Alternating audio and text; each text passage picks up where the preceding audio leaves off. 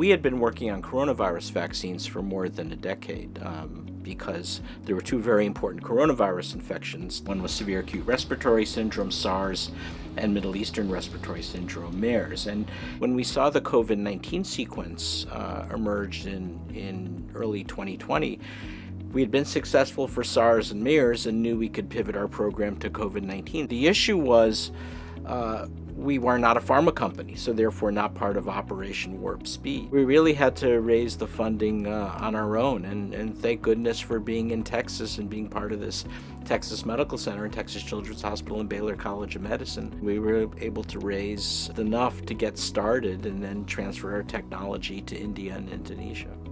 Well, one of the reasons I became an MD PhD vaccine scientist was because I think vaccines are the fullest expression of science for humanitarian goals. And when Albert Sabin's lab developed the oral polio vaccine, not many people realized that was actually scaled up and first tested in the Soviet Union through back-channel diplomacy between the United States in the Soviet Union. And that's where this concept of vaccine diplomacy came about, using vaccine science for joint cooperation between nations, like the United States and the USSR, putting aside their ideology to work together for a common good. And so this was very important for us for our COVID-19 vaccine program, to not only make the vaccines, but ensure they get administered to people in low and middle income countries. The US government was very focused on mRNA vaccines, so it was really Texas, India, Texas, Indonesia vaccine diplomacy. And our vaccine has the advantage of really no limits to the amount you can scale its technology. So we were able to have those partnerships fairly quickly.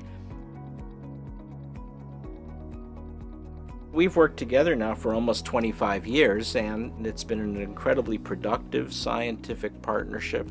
You know, hundreds of scientific papers and vaccines, and together with our team of scientists, I think we've changed the world. And one of the reasons that happens is I think we have great admiration for one another. I admire not only her organizational abilities and scientific knowledge, but also her passion for humanitarian goals as well. And I think we both like to use the word moral courage to describe each other. One of the things that we've done is provide proof of concept that you don't have to be a multinational pharma company to do big things.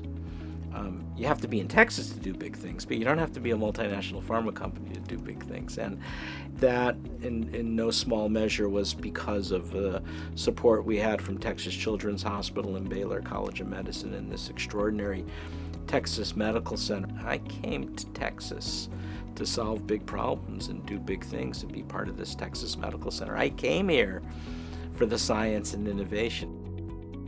40 years ago, when I embarked on MD PhD training to develop vaccines, I thought this was an incredibly noble pursuit. I think back then I never would have imagined that people would be attacking vaccines as they are. And in addition to being a vaccine scientist, I have 4 adult kids, including Rachel, who has autism and intellectual disabilities. And a few years ago, I wrote a book called Vaccines Did Not Cause Rachel's Autism, to debunk that vaccines cause autism. In the 2000s into the 2010s, you had anti-vaccine activist groups monetizing the internet, selling phony autism cures, nutritional supplements, selling the anti-vaccine books on Amazon. Now is this increasing politicization of it, and it started around a decade ago around this banner of health freedom, medical freedom, and unfortunately Texas became the epicenter of this. We don't like to talk about politics. We're supposed to be politically neutral, but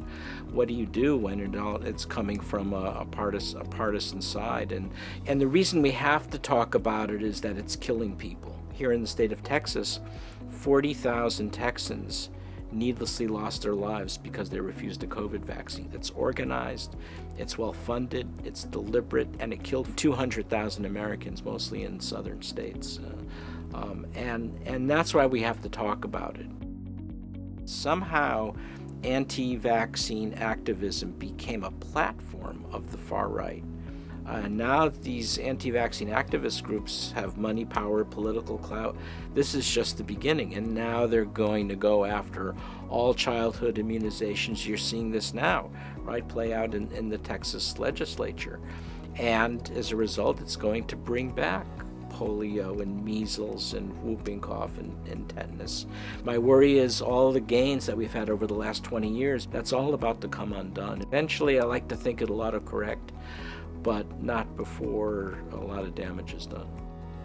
The reason it's important to connect with a group like the Immunization Partnership is I don't really do the policy, right? I'm a passionate advocate for vaccines, so I depend on the Immunization Partnership and Terry Burke and Rekha Lakshmanan to educate me about what actually needs to be done to shape that policy.